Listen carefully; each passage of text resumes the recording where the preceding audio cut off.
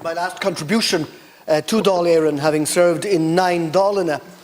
And I think it is a contribution that I'm glad to make, because it will fittingly bookend many contributions I have made.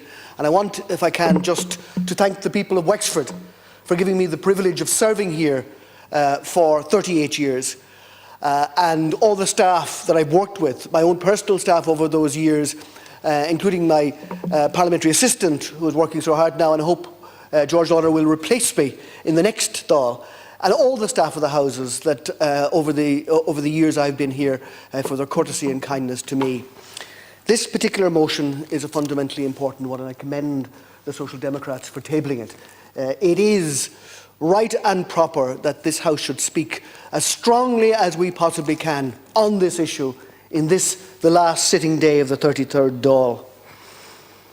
For more than a year, the people of Gaza have been bombed, shelled, buried under rubble, burned and starved. A staggering 43,000 Palestinians are dead.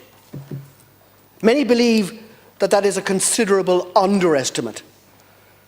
Many, maybe up to 10,000 more, are still buried under the vast tracts of rubble that was once the built environment of Palestine. The homes, the schools, the hospitals, the communities of an entire people. There are no journalists, Cathaoirleach, allowed to witness this genocide. There are no independent media, save from those brave souls who risk their lives every day to bear witness, as others in the past have borne witness to acts of gross inhumanity. As of the 6th of November, at least 137 journalists and media workers have lost their lives in Gaza. It is the deadliest place on earth for journalists to work. And since the Committee to Protect Journalists, the CPJ, began to collect data, this now, today, is the deadliest spot for journalists to work. And most independent eyes have been denied access to see the horror unfold. Built Gaza no longer exists. 80% of the buildings have been destroyed, and almost all of its population displaced, not once, but moved again and again, allegedly to places of safety. But there are no places of safety in Gaza. Wherever they go, weary, brutalized, in mental turmoil, shells rain down upon them. There is, in Gaza, absolutely no safe place. Journalists and civilians are protected by international law. That's what we understood. That was the norm.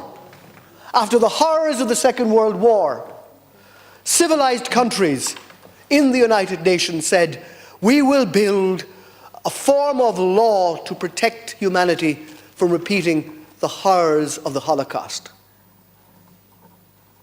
That's what the world community, including Ireland, signed up for. The deliberate targeting of civilians is quite simply a war crime. Yet, it continues day in, day out. And the world tolerates it.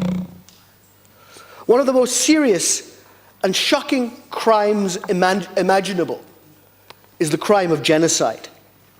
A word that was coined by the Polish Jewish jurist Raphael Lemkin. It is not a word that should be used lightly. It's not a word that we in this House are using lightly. It is the only appropriate word to use to describe the horror which is now unfolding in Gaza. What other word is there? It meets the legal definitions that we understood under the Genocide Convention that the civilized world drafted to prevent a repeat of the horrors of the 1930s and 40s.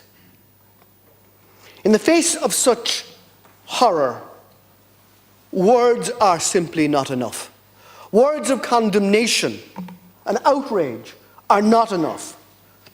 Condemnation, criticism is not enough.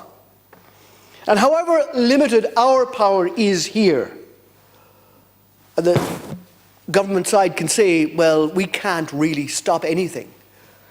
We have a moral responsibility to use whatever leverage we have, whatever mechanisms we have, not in a protracted legal discourse, but to take direct action to say stop and stop now.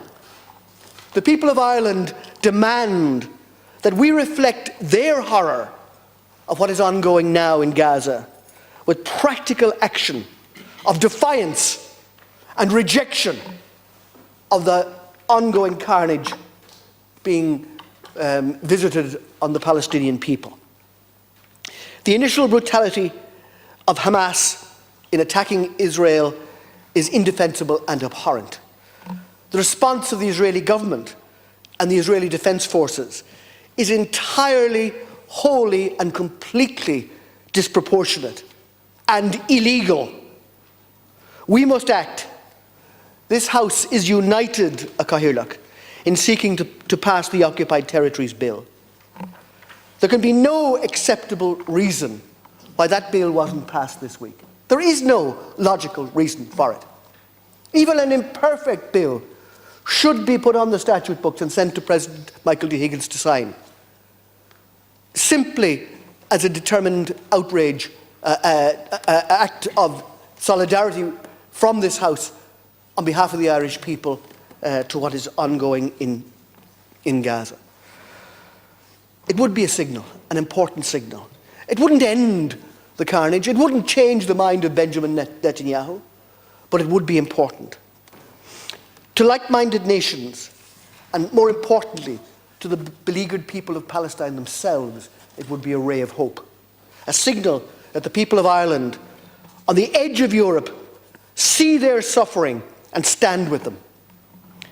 I want to signal out the great work done by Senator Francis Black, whose determination has ensured that the Occupied Territories Bill has remained on the Oireachtas agenda. It is just an enormous pity that it's not going to get over the line. The election of Donald Trump will make matters worse, if that is imaginable. I think there will be enormous moral pressure put on Ireland, the next Dáil and the next government, to appease him.